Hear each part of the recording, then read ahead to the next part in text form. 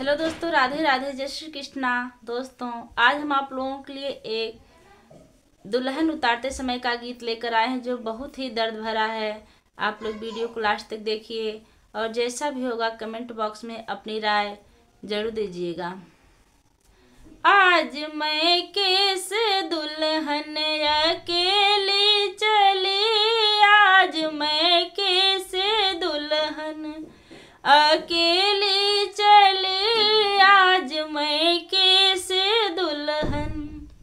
पापा राजा की गोदों में पाली गई, पापा राजा की गोदों में पाली गई, मम्मी रानी से नाता तोड़ा के चली, आज मैं कैसे दुल्हन अकेली चली, आज मैं कैसे दुल्हन।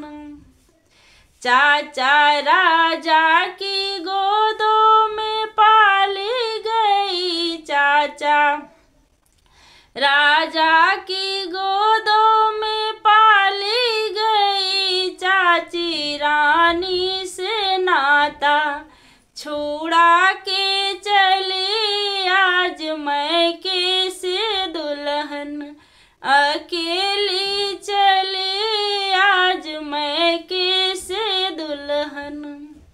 भैया राजा की गोदों में पाली गई, भैया राजा की गोदों में पाली गई, भाभी रानी से नाता छुड़ा के चली, आज मैं कैसे दुल्हन अकेली